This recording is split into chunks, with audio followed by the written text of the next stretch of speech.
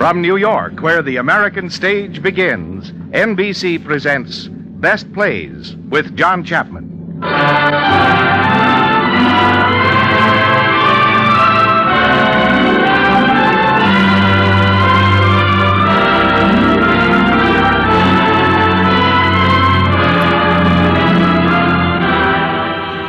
Best Plays, a series of hour-length dramas selected from the outstanding successes of the New York stage.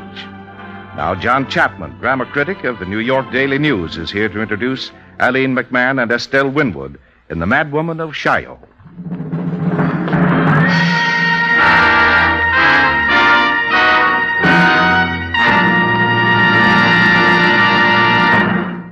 Mr. Chapman. Our play this evening was inaccurately titled by its author, the late Jean Giraudoux. He called it, and we call it, The Madwoman of Chaillot. When, to be accurate, it should be called The Mad Women. Aline McMahon, who is in the title role in the Los Angeles production, is going to act for you the crazy old lady of the Chaillot district in Paris. She has 3 lunatic friends.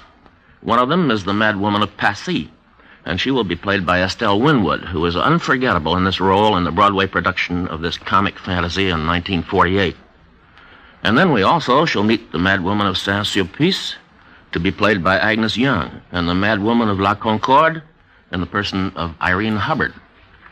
Among their strange playmates, we shall find the Sewer Man, who leads a fascinating life below ground, and he will be acted by the original Sewer Man, James Westerfield. I've never been able to decide which is my favorite character in this play, because they all are wonderful and unusual. Let's start now, so you may decide for yourselves.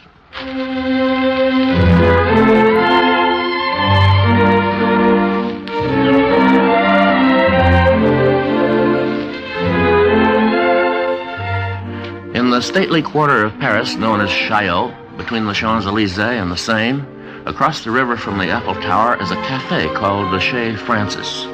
The time is a little before noon in the spring of next year. And on the cafe terrace, 2 businessmen who have made an agreement are congratulating each other.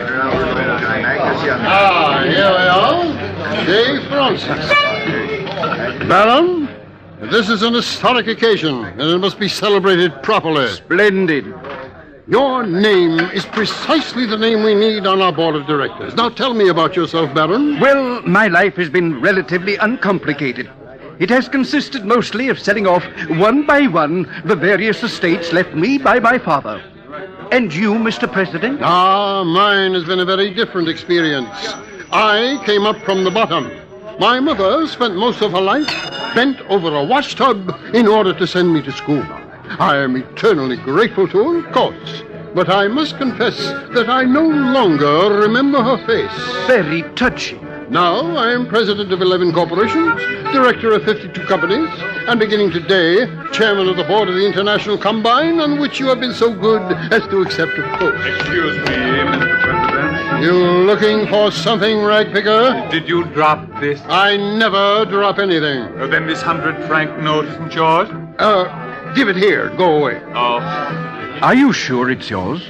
All 100-franc notes are mine, Baron. Indeed.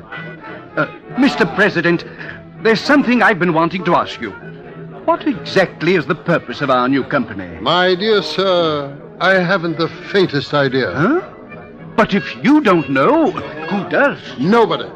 And at the moment, it's becoming a trifle embarrassing. Yes, my dear Baron, since we are now close business associates, I must confess that for the time being, we are in a little trouble. Ah, I was afraid of that. The stock issue isn't going so well? Oh, no. Quite the contrary. The stock issue is going beautifully. The trouble is, we have a tremendous capital and not the slightest idea what to do with it. And then, too, we need a name. A name. Something to set the brain awhirl.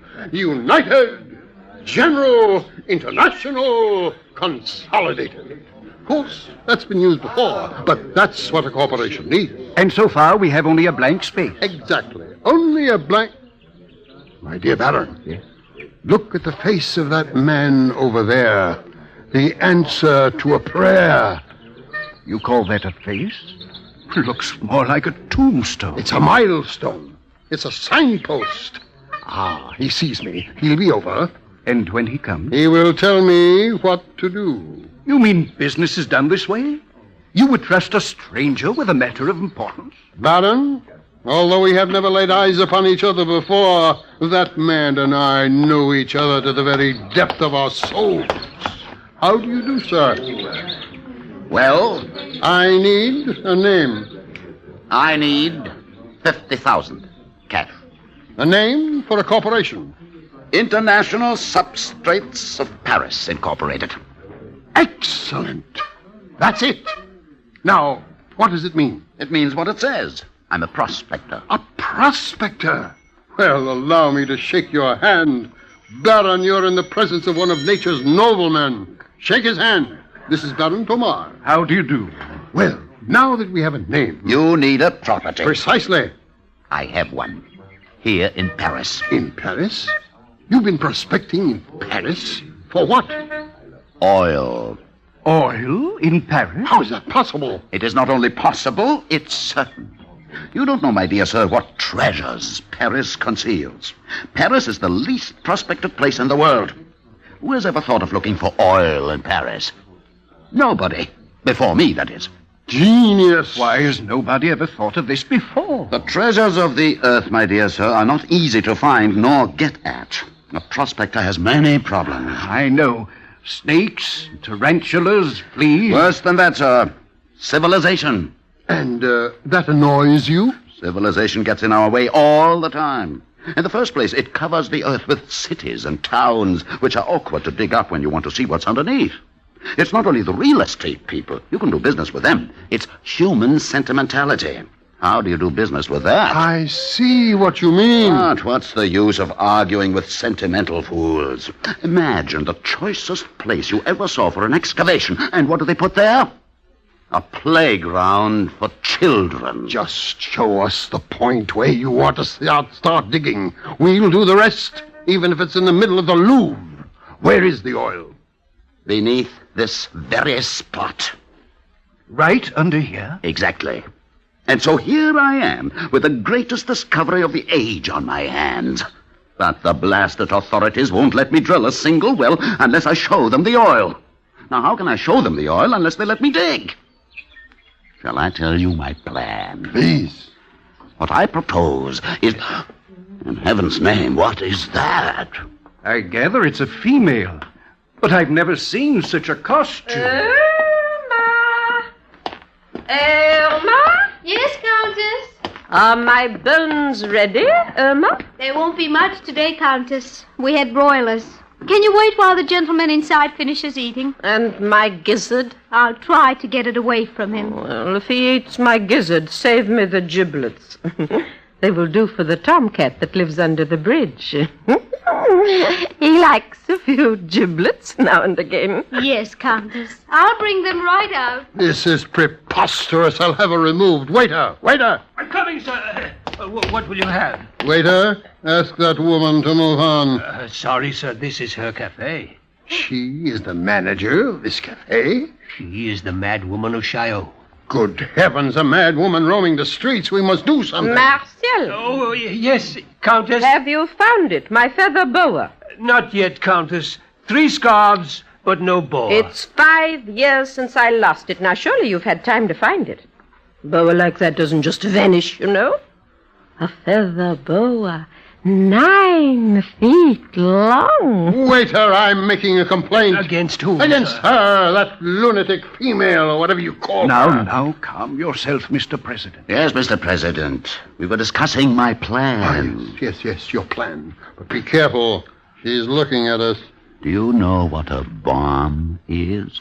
I'm told they explode. Exactly. You see that white building across the river?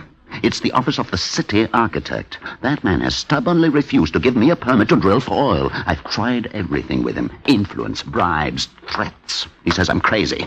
But now, good heavens, another lunatic. Well, who are you, and what are you trying to sell us? Nothing but health, sir, or rather the health of the feet. May I present myself? Dr. Gaspard Jardin, French Navy, retired. Former specialist in the extraction of ticks and jiggers. At present specializing in the extraction of bunions and corns. In case of sudden emergency, Marshall, the waiter, will furnish my home address. Thank you very much. How are your gallstones today, Marshall? Oh, fine, Doctor. They rattle like anything. Splendid. Good morning, Countess. How's the floating kidney? Still afloat, thank you. Good, good. As long as it floats, it can't sink. Gentlemen, this is impossible. Let's go somewhere else. No. It must be nearly noon. It's 5 minutes to 12. In 5 minutes' time, you're going to see that city architect blown up, building and all. Boom! Are you serious? The imbecile has no one to blame but himself. Yesterday noon, he got my ultimatum. He's had 24 hours to think it over. No permit? All right, I'm sorry.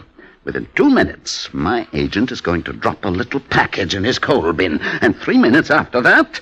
Boom? Boom! You prospectors certainly use modern methods. I guarantee that after this, the city architect will be more reasonable. The new one, I mean. Ah, it's noon. Why, something's wrong. Good heavens. What's this? That officer there? The man he's carrying over his shoulder is my agent. What's that you've got, officer? Drowned man. Take him off my shoulder. Careful there. Well, he's not drowned. His clothes are dry. He's been slugged. Slugged is also correct. He was jumping off the bridge when I came along, and I pulled him back. I slugged him naturally so he wouldn't drag me under. Stupid idiot. That's what comes of employing amateurs. But what did he do with the...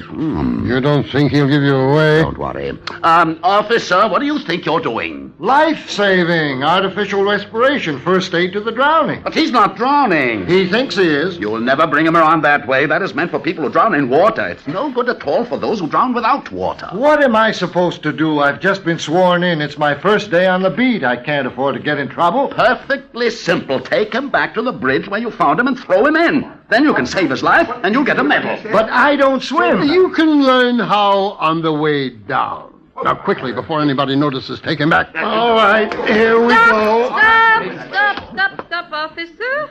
You will leave the young man exactly where he is. But, madame... Leave him. I think I should like to hold his hand a little while. What are we going to do? I think we'd better all run along and discuss what to do next somewhere else. Yes, let's do that. There's another cafe along this way where we can talk. Irma. Yes, Countess? Come here. Bring your pocket mirror. Oh, how handsome he is. Is he dead, Countess? Well, now, hold the mirror to his mouth. If it clouds over... Oh, it does cloud over. He's alive, then. Oh, look. He's opened his eyes. Young man, you're looking at my iris. Isn't it beautiful? Very. Oh, the sergeant was good enough to say that it becomes me. I had to tell him quite frankly that I no longer trust his taste. Yesterday the flower girl gave me a lily, and he said it didn't suit me. It's beautiful. Oh, well, he'll be very happy to know that you agree with him. He's really quite sensitive. Sergeant! No, please, don't call the police. Oh, but I must. I think I hurt his feelings. Let me go, madame. I'll do nothing of the sort. When you let someone go, you never see him again. I let Charlotte Mesume go, and I never saw her again. Oh, my head. And I let Adolphe Berthaud go, and I never saw him again. Except once, 30 years later in the market. Oh, he had changed a great deal. He didn't know me. He sneaked a melon from right under my nose, the only good one of the year. Oh, here we are, Sergeant. I'm in a hurry, Countess. Now, with regard to the iris, this young man agrees with you. He says it suits me. Well, I must go. There's a man drowning in the Seine. No, he's not. He's drowning here. What? No, you needn't hurry because I'm holding him tight, as I should have held Adolphe Berthaud. Oh, but if I let him go, I'm sure he'll go and drown in the Seine. Now, Sergeant, now what are you doing? I'm taking down the drowned man's name and date of birth. You think that's going to stop him from jumping in the river to tell him the date of his birth? Well, I'm not going to tell him. He's going to tell me. Well, I wouldn't tell you mine. Oh, don't be silly, Sergeant. Put that book away now and console him. When people want to die, it is your job to speak out in praise of life. I should speak out in praise of life? Well, if you believe that life has some value, tell him so. Well, as guardian of the state, surely you must have some idea of the value of life. You're right, Countess. Now look, young fellow. His name is Roderick. My name is not Roderick. Yes, it is. At noon, all men are called Roderick. Except Adolphe Berthaud. Now, we're not here to discuss Adolphe Berthaud, Sergeant. You're here to convince this young man that life is worth living. It isn't. Quiet. But it now isn't. Then, what was the idea of jumping off the bridge anyhow? Well, the idea was to land in the river. Roderick doesn't seem to be at all confused about that. Now, how can I convince anybody that life is worth living if you keep interrupting all the time? I'll be quiet. Now, first of all, Mr. Roderick, you have to realize that suicide is a crime against the state. Every time anybody commits suicide, that means one soldier less for the army. One taxpayer less. Sergeant, are you a lover of life or a tax collector? Now, surely in all these years you must have found something to make life worth living. Well, fact is, since you ask me, I love to play casino. And if the gentleman would like to join me when he wants to kill an hour... No, he doesn't want to kill an hour. He wants to kill himself. Well, Sergeant, I defy anybody to stop dying on your account. Well, go ahead. You think you can do better? Why, this isn't a difficult case at all. In the first place, why should he want to die when he has just this minute fallen in love with Irma? And Irma has fallen in love with him. Oh, she hasn't. How could she? Oh, yes, she has. She was holding your hand just as I'm holding it now. Roderick, I know very well why you were in such a hurry to drown yourself. You don't at all. Yes, it's because that prospector wanted you to commit a horrible crime. Madame, how do you know that? Well, he stole my boa. Now he wants you to kill me. Well, not exactly. Well, it wouldn't be the first time they've tried it. I'm not so easy to get rid of, my boy, because I have no desire to die. You're fortunate. To be alive is to be fortunate, Roderick. Of course, in the morning, when first you awake, it doesn't always seem so very gay. When you take your hair out of the drawer and your teeth out of the glass, you're quite likely to feel a little out of place in this naughty world. Particularly if you've just been dreaming that you're a little girl on a pony, looking for strawberries in the woods. But all you need in order to feel the call of life again is a letter in the mail giving you your schedule for the day. Now, you write it to yourself the day before. That's the safest. Now, here are my assignments for this morning. To mend my petticoats with red thread, to curl my ostrich feather, to write to my grandmother, etc., etc. Then, when I've washed my face with rose water and powdered it with a cake of pure white starch, and I've put on my pins and rings, my brooches, my pearls, my bracelets and earrings, in short, when I'm dressed for my coffee and I've had a good look at myself, not in the mirror, naturally, no, it lies, but in the side of the brass gong that belonged to Admiral Courbet. Then, Roderick, I'm armed, I'm strong, I'm ready to begin again. Oh, Madame. Well, after that, everything is pure delight. First, the morning paper. Now, not, of course, these current sheets, full of lies and vulgarity. No, I always read the Gaulois. The issue of March the 22nd, 1903. It's far the best. It has some delightful scandal, some excellent fashion notes, and, of course, the last-minute bulletin on the death of Léonide Leblanc. She used to live next door, poor woman. When I learn of her death every morning, well, it gives me quite a shock. I'd gladly lend you my copy, but it's in tatters. Couldn't we find him a copy in some library, maybe? I doubt it. Go on, Madame, go on. Well, then, when you've taken your fruit salts, not in water, naturally. No matter what they say, it's water gives you gas. But with a bit of spiced cake, and you put on your rings and your earrings and your pearls. Then, Roderick, then in sunlight or rain, Chaillot calls, and it's time to dress for your morning walk. Well, this takes much longer, of course. Without a maid, it's absolutely impossible to do that all under an hour. What with your corset cover, and your drawers, all of which lace a button in the back.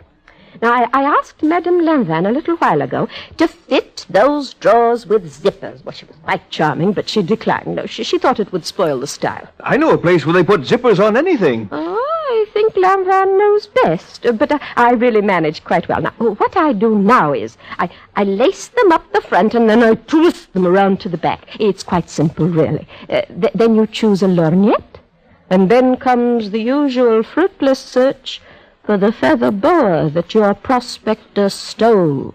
I know it was he.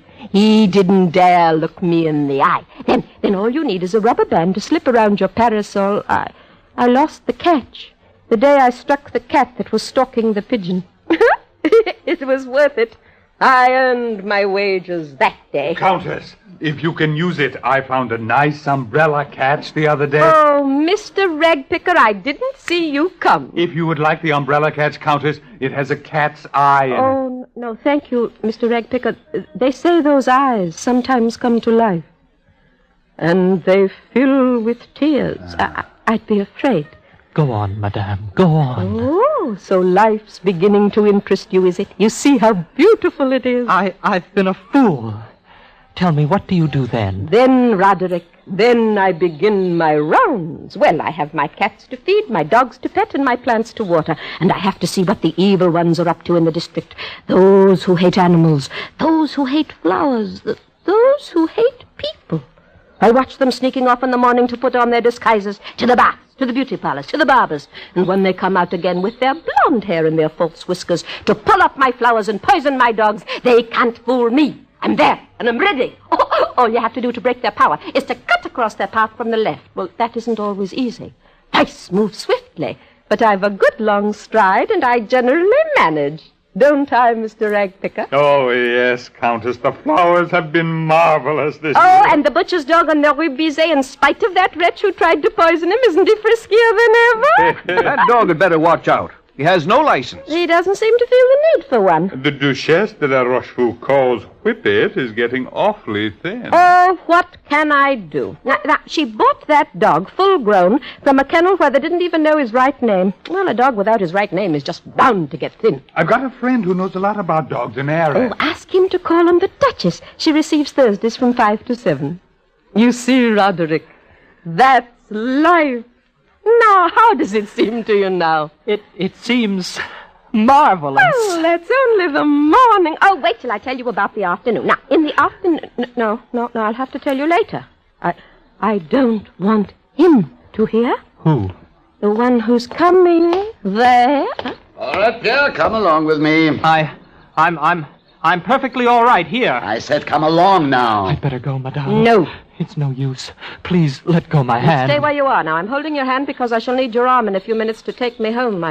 I'm very easily frightened. Madame, will you oblige me by letting my friend go? I will not oblige you in any way. Officer, arrest this woman. She refuses to let this man go. Well, why should she? It's against the law for a woman to detain a man on the street. It's a clear case of disorderly conduct. Countess, between ourselves, what are you holding him for, anyway? Well, Sergeant, I'm holding him because I want to hold him.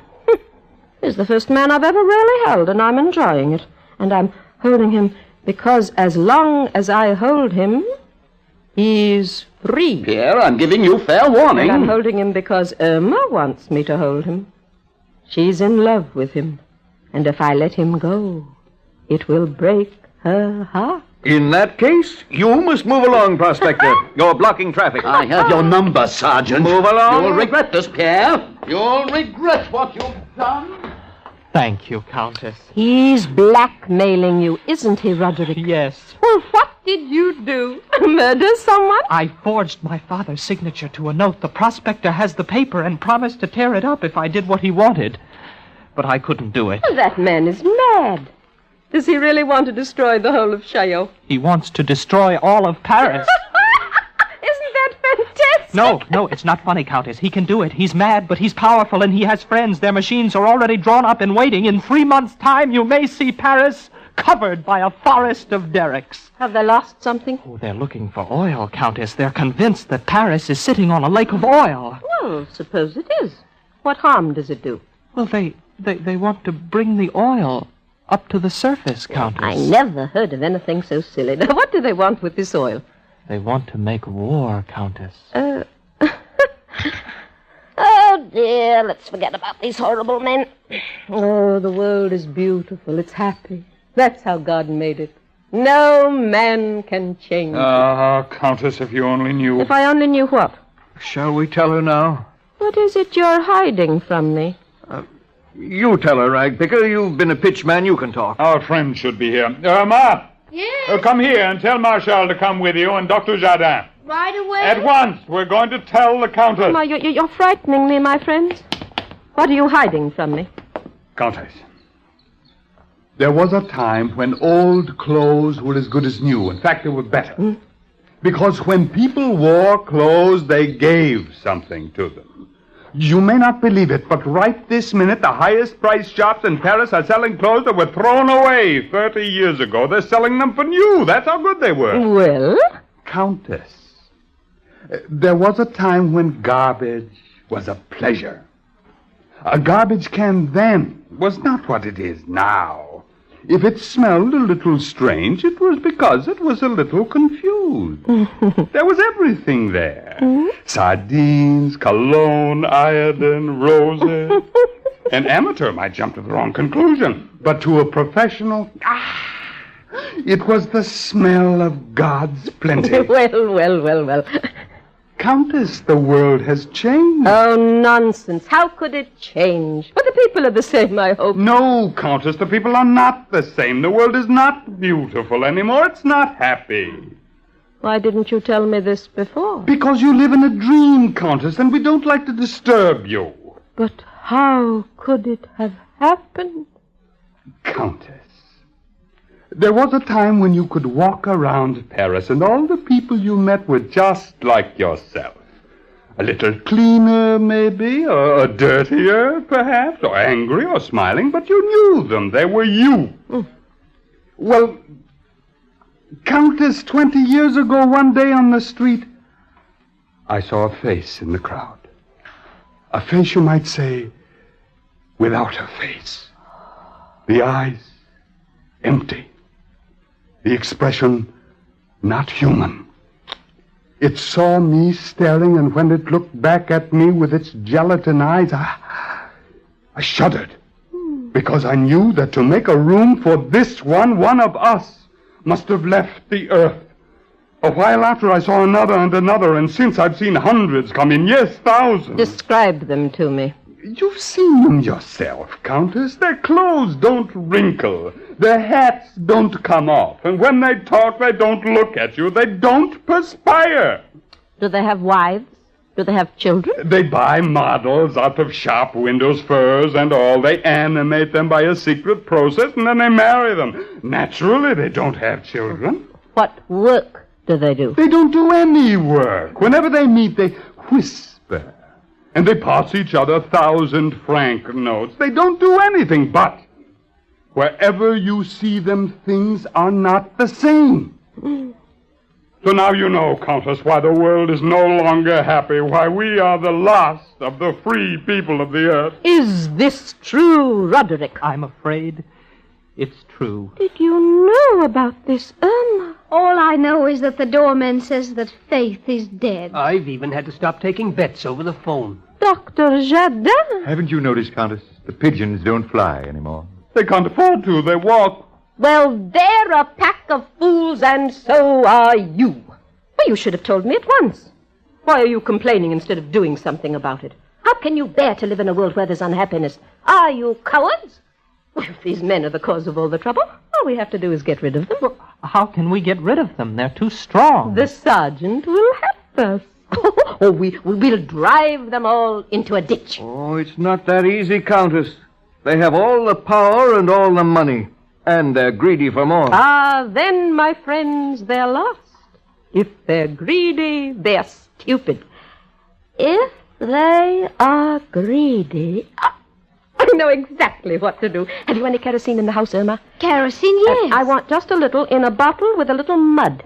And some mange cure, if you have it. I'll put some in a clean bottle for you. And bring me a pencil, please, and some paper. Yes, Countess. Dr. Jardin, you go and find Madame Constance. Yes, Countess. And ask her to be at my house by 2:00. I'll be waiting for her in my cellar. You may tell her we have to discuss the future of humanity. Oh, that's sure to bring her. Yes, Countess. And ask her to bring Madame Josephine and Mademoiselle Gabrielle with her. Do you know how to get in to speak to Madame Constance? No, Countess. Well, you knock twice and you meow 3 times. Do you know how to meow? I'm better at barking. Oh, you better practice meowing on the way. Here's the kerosene, Countess, and the pencil and the paper. Now, write this letter for me. Read it, Countess. My dear Mr...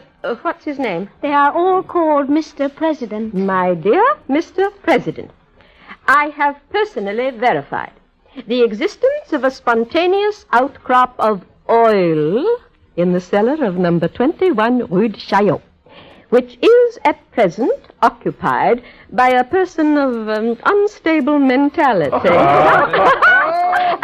This explains why, fortunately for us, the discovery has been so long kept secret. Now, if you should wish to verify the existence of this outcrop for yourself, you may call at the above address at 3 p.m. today. I am herewith enclosing a sample so that you may judge the quality and consistency of the crude. Yours very truly, Roderick, can you sign the prospector's name?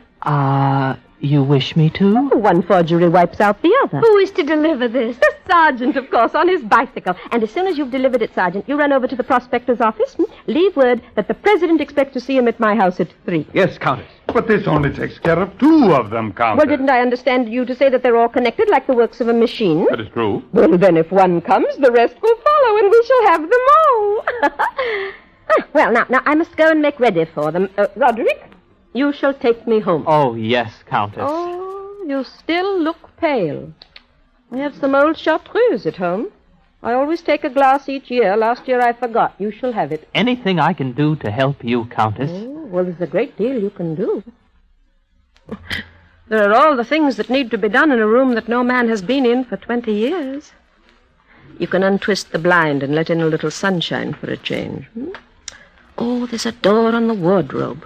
You can take it off and deliver me once and for all from the old harpy that looks at me out of the mirror.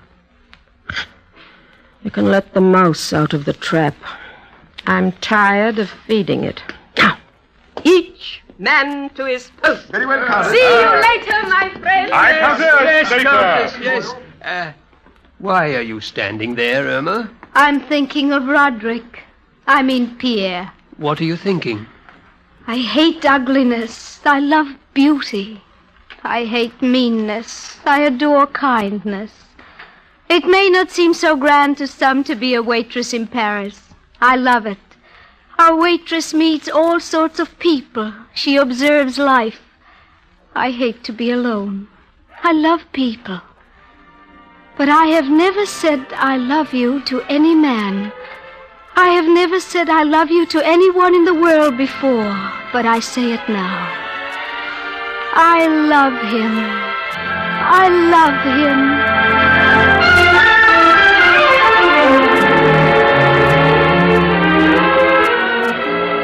him. In a moment, Act 2 of The Madwoman of Chaillot, starring Eileen McMahon and Estelle Winwood.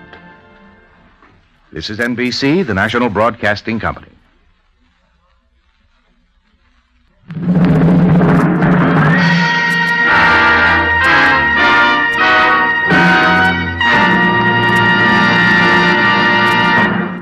Now, Act 2 of the Best Plays production of The Madwoman of Chaillot, starring Eileen McMahon and Estelle Winwood. And here again is John Chapman. It is now 2 in the afternoon, and in the cellar sitting room of her house, the Countess looks up as Irma appears at the doorway. Countess, here is the sewer man. Oh, you found him, Emma. Well, send him in. Countess. How do you do, Mr. Sewerman? Oh, but why do you have your boots in your hand instead of on your feet? Etiquette, Countess. Etiquette. Oh, how very American. I'm told that in America, people apologize for their gloves when they shake hands. As if the human skin were nicer to touch than the skin of a sheep. And particularly when they have sweaty hands. My feet never sweat, Countess. Oh, how very nice. Oh, but please don't stand on ceremony here now. Put your boots on. Thanks, Countess. Oh, I'm sure you must have a very poor opinion of the upper world. The way people throw filth into your sewer is absolutely scandalous. I burn all my refuse, and I scatter the ashes. All I ever throw in the drain is flowers. Did you happen to see a lily float by this morning? Yes. Thank you very much. A very sweet thought. Tomorrow you shall have this iris. Oh, but now, I have a question to ask. Yes, Countess. Do you remember that night I found you here in my cellar, looking very pale and strange? Well, you were half dead, as a matter of fact, and I brought you some brandy. I remember, Countess. That night, you promised to tell me the secret of this room. The secret of the moving stone. Yes, I need it now. Countess, there is a brick. There on the wall behind you. Huh? It's a little darker than the others. This one? If you push it, the stone will move away. Where do those stairs lead? Nowhere. They just go down. Let's go see. No, Countess. Never again. That time you found me, I had a pretty close shave.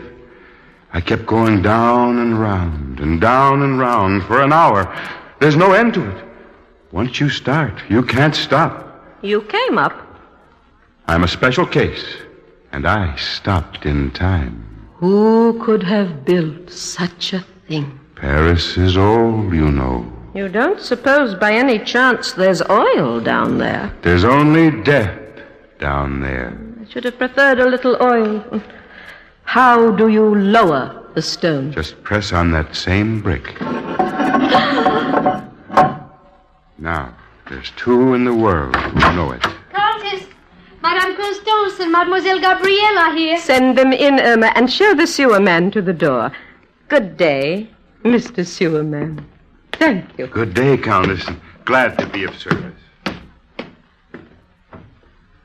Aurelia, here we are. Now, don't tell us they found your feather boa. You don't mean Adalberto has proposed at last? Oh, how are you? He was. How are you, Constance? How are you, Gabrielle? Thank you both so much for coming. You needn't shout today, my dear. It's Wednesday. Wednesdays I hear perfectly. It's Thursday. Come along, Dickie. Come along. Oh, you naughty dog. Stop barking. What a racket you're making. Now, come along. Darling, we've come to see the longest boa and the handsomest man in Paris. Constance, it's not a question of my boa today, nor of Adalberto. It's a question of the future of the human race. You think it has a future? Oh, sit down and listen to me. Now, we've got to make a decision today which may alter the fate of the world. Couldn't we do it tomorrow? I want to wash my slippers. We haven't a moment to waste. Oh, where is Josephine? Josephine is sitting on her bench by the palace waiting for President Wilson to come out. She says she's sorry, but she must see him today. Oh, what a pity she had to see him today. She has a first-class brain. Well, go ahead, dear. We're listening. What is it, Dickie? Oh, you want to sit in Aunt Aurelia's lap. Well, stop. Come on, then. Jump, darling. Now, Constance, we love you dearly, as you know, and we love Dickie, too. But this is too serious a matter, so let's stop being childish for once. And what does that mean, if you please? It means Dickie. Now, you know perfectly well that we love him and we fuss over him just as if he was still alive. He's a secret memory. We wouldn't hurt his feelings for the world. But please, don't plump him in my lap when I'm settling the future of mankind. So you're against Dickie, too? I'm not in the least against Dickie. I adore Dickie. But you know as well as I that Dickie is only a convention with us. Well, it's a beautiful convention, but that doesn't mean it has to bark all the time. Besides, you spoil him. By the time you went to visit your niece and you left him with me, we got along famously together. When you're not there, he's a model dog. He doesn't bark, he doesn't tear things, he doesn't even eat. But with you around him, one really can't pay attention to anything else. Now, I'm not going to take Dickie in my lap at a solemn moment like this. Constance, dear, I don't mind taking him in my lap. He loves to sit in my lap, don't you, darling? Kindly stop putting on angelic airs, Gabriel. I know you very well. You're much too sweet to be sincere. There are plenty of times that I make believe that Dickie is here, when really I've left him at home and you cuddle and pet him just the same. I adore animals. If you adore animals, you shouldn't pet them when they're not there. It's a form of hypocrisy. Now, Constance, Gabrielle has just as much right as you have to... Gabrielle has no right to do what she does. Do you know what she does? She invites people to come to tea with us. People whom we know nothing about. People who exist only in her imagination. And you think that's not an existence? I don't invite them at all. They come by themselves. What can I do? You might introduce us. Well, if you think they're imaginary, Constance, what do you want to meet them for? Well, of course they're imaginary, but who likes to have imaginary people staring at one, especially strangers? Oh, they're really very nice. But tell me one thing, Gabriel, are they here now? Am I to be allowed to speak, or is this going to be the same as that argument about inoculating Josephine's cat? when we didn't get to the subject at all. Never. I'll never give my consent to that. I'll never do a thing like that to you, Dickie, sweet. Oh, good heavens, now she's in tears. All right, Constance, stop crying. I'll take him in my lap. No, he won't go now. Oh, how can you be so cruel? Don't you suppose I know Dickie isn't real? Don't you think I'd rather have him here alive and woolly and frisking around the way he used to? You have your Adolf, Gabrielle has her birds, but I have only Dickie. Do you think I'd be so silly about him if it wasn't that it's only by pretending that he's here all the time that I can get him to come sometimes, really? Next time I won't bring him. Oh, now let's not get excited over nothing at all. I'll call Irma and she will take Dickie for a walk. No, he doesn't want to. Besides, I didn't bring him today, so there. Aurelia, why did you ask us here in the first place? Oh, yes. Well, now, this morning, thanks to a young man who drowned himself in the Seine, I discovered a terrible plot.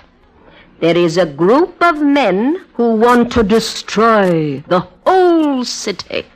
Is that all? I don't understand, Aurelia. Why should men want to destroy the city? It was they themselves who put it up. Well, there are people in the world who want to destroy everything. They have a fever of destruction. Even when they pretend that they're building, it's only in order to destroy. Humanity is now dedicated to the task of universal demolition. I speak, of course, primarily of the male sex.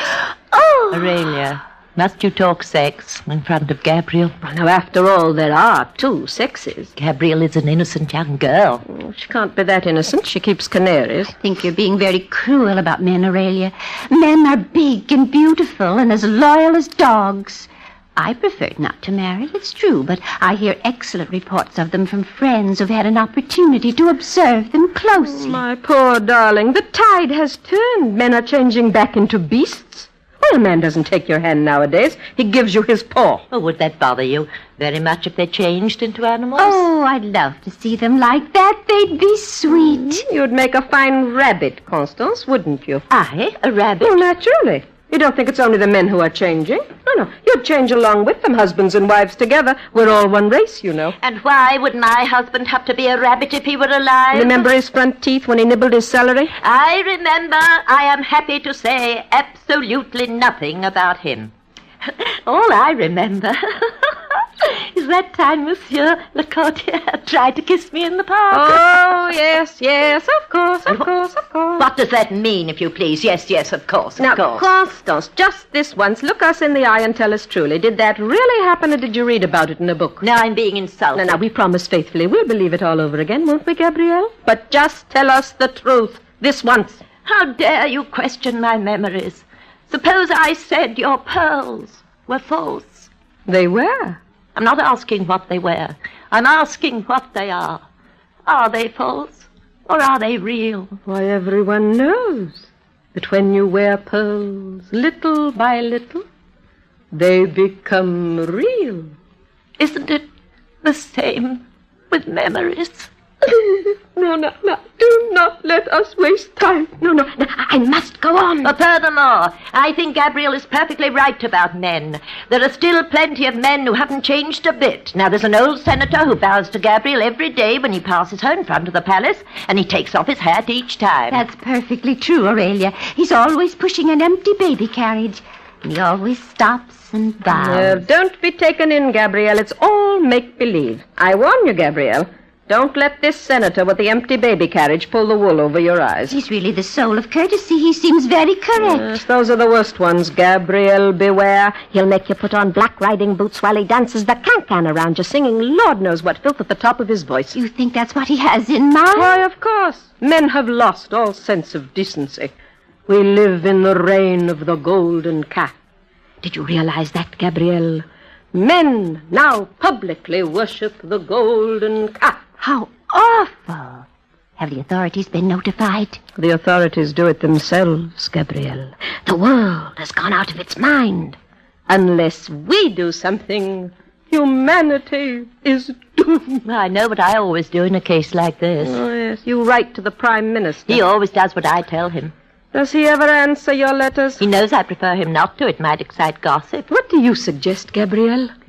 Now, how can she tell until she's consulted her voices? I'll go right home and consult them if you want, and we could meet again after No, there's no time for that. And besides, in my opinion, your voices aren't real voices at all. How do you dare say a thing like that? Now, where do your voices come from? Still from your sewing machine? Not at all. They've passed into my hot water bottle, and it's much nicer that way. They don't chatter anymore.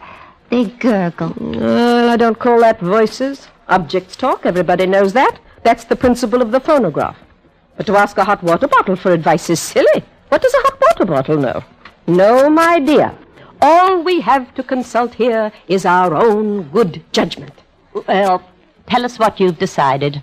Since you're asking for our opinion, you've doubtless made up your mind. Yes, I thought the whole thing through. I have, in fact, baited a trap. And in just a few minutes, the rats will be here. Oh, heavens!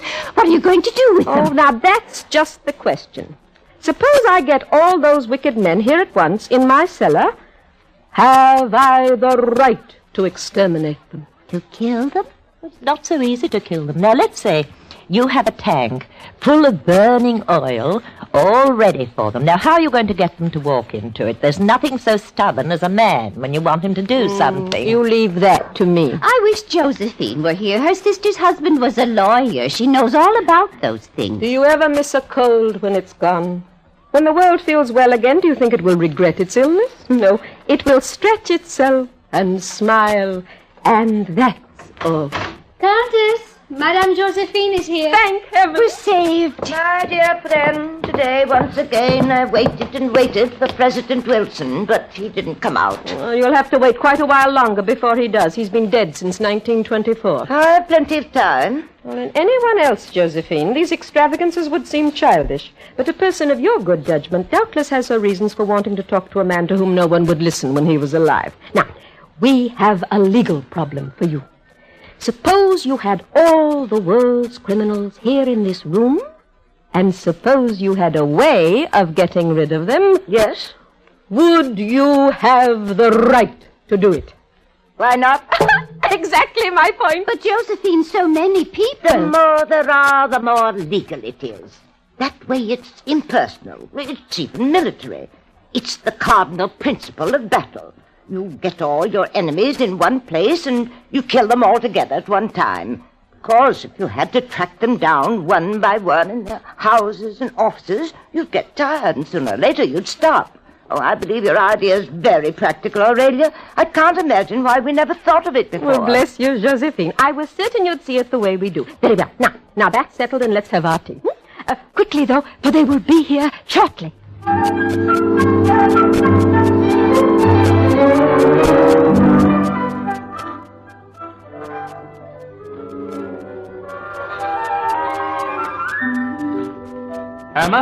Irma, is she here? She's sleeping now, Pierre. It's her afternoon nap. Look what I found.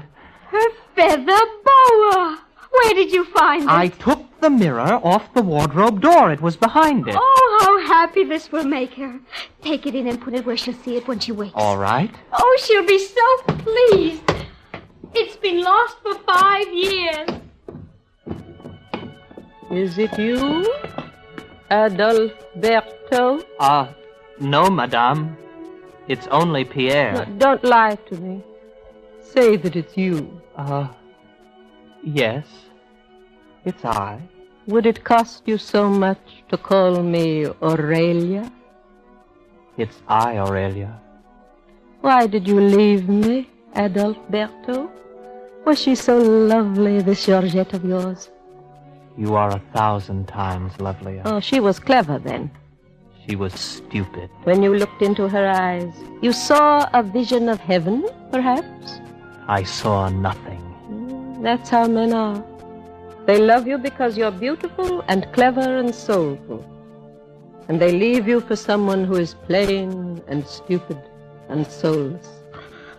But why, Adalberto, why? Why, Aurelia? Oh, I know she wasn't rich.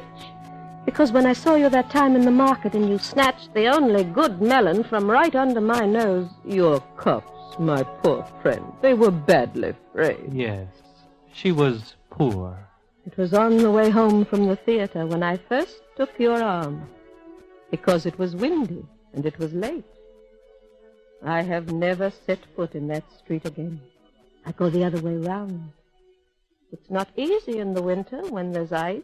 One is quite apt to fall, and I often do. Oh, my darling, forgive me. No, never. I will never forgive you. All the time, I swear, No, Aurelia. don't swear. I know. You gave her the same flowers. You bought her the same chocolate. No, I will never forgive you as long as I live. I have always loved you, Aurelia. Love? And you are dead, too, Adalberto? No, I love you. I shall always love you, Aurelia. Yes, I know that. That much I've always known. I knew that the moment you went away, Adolf. And I knew that nothing could ever change. But I did want to hear you say it. Don't forget me, Aurelia. And now, farewell, Adalberto. Farewell. Let go my hand. Give it back to little Pierre. Go now, before I open my eyes. Oh, Countess. Oh, but Pierre, it's you. Has he gone? Yes, Countess. Oh, I didn't hear him go. He makes a quick exit, that one. Good heavens! My feather boa. Wherever did you find it? In the wardrobe, Countess, when I took off the mirror. Was there a purple silk shopping bag with it? Yes, Countess. And a little child sewing box? Oh, no, Countess. Oh, they're fighting now. They're trembling for their lives. You see what they're up to? They're quietly putting back all the things they've stolen. How stupid they are. Now, the one thing I really miss is my little sewing box. They haven't put it back. You're quite sure?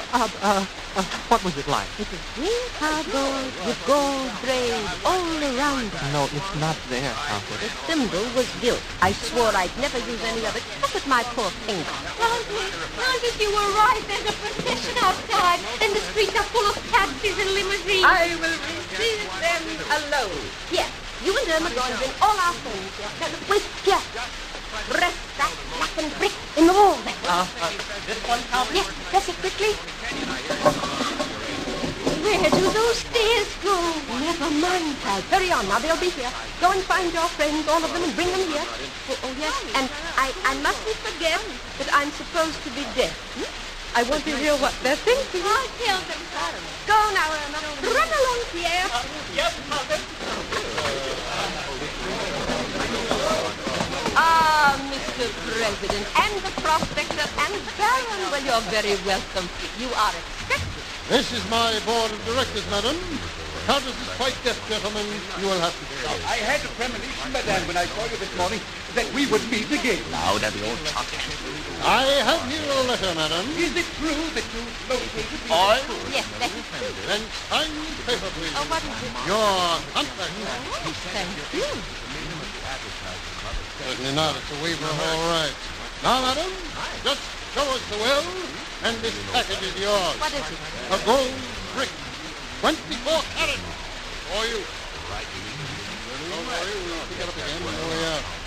Now, madam, you'll show us the way to the oil, if you please. Down that stairway. But wait. Yes? Didn't you gentlemen happen to bring along a little sewing box? I just saw them or a little symbol? No. May we go down now? Well, they go down. Now, what? You're stepping. I'll cut a deal, okay? Oh, really? Yeah. Why don't you have the record?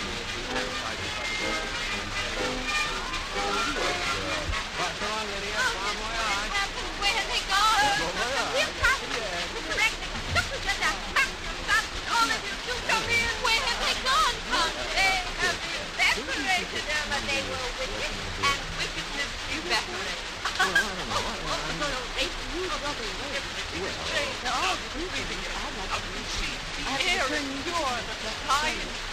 Life, beauty.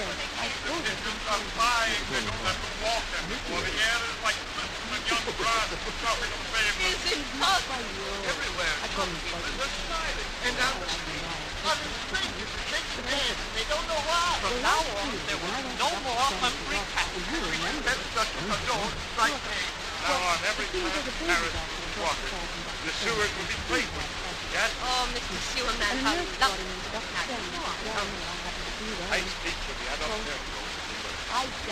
We are no longer timid. No longer weak. Henceforth, for your sake, we shall hold fast to what we love. We shall be handsome.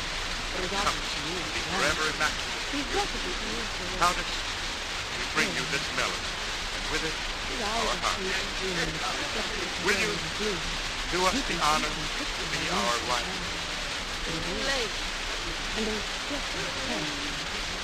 Oh, yeah. Too late, Count. Too late, Comforter. I say it's too late for them to do that. Take this tip. It's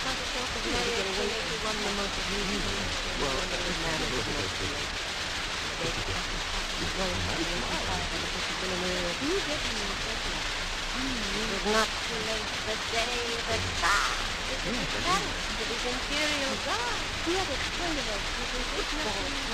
He said nothing. Oh, darling, you obviously wish to. No? Yes. You two will kiss each other this evening. Quiet. 3 hours. Take each other, know each other, and love each other. Kiss each other quickly. Oh, it's right. How much? Kiss. You will. If you ever think of interest by yourself, it will become a month, a year, a century. Make them kiss each other, all of them. Before it's too late. No. In a moment, the hair will be white, and there'll be another Madwoman in Paris. And before that moment, forever! Yeah! Oh, no. If we only had the courage to do that 50 years ago, how different I would be. I said everything I had to say very fast and quickly. Well, now there we are. And this country is normal. Nothing is ever so long as the world that is sensitive when it starts to fly. Thank you. The next time, don't wait. When you're in town, Bill, where's the No, I can't walk. Just once. We will come. How do you boys up, Bill? Right, I'll get the top. My poor cat must be starved. Oh, but before for them, if humanity had to be saved every afternoon, they don't think very much of it as it is.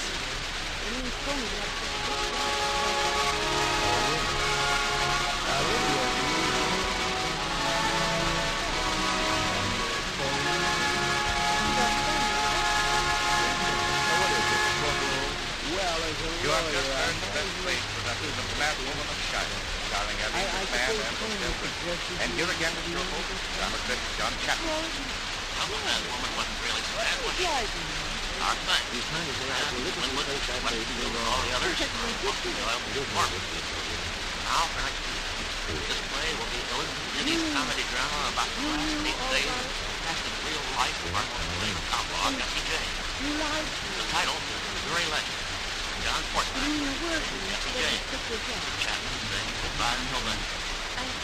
The Madwoman of Chaillot is adapted from the French version by Maurice Francy and even further adapted for radio by Harold Hammond. The cast of Ellie McMahon as the Madwoman, handling their original Broadway roles with their Winwood as the James Weston Hughes as the Sewerman, Louis Sorin as the French. Others were Campbell and Lucy Duncan, Agnes Young, Raymond Edward Johnson, Irene Hubbard, Peter Capel, Edwin Thoreau, Joseph Bolt, William Redford, William Griffith, John McDuffie, and Diane. Best plays was an NBC production supervised by William Wells and directed by Edward Robert.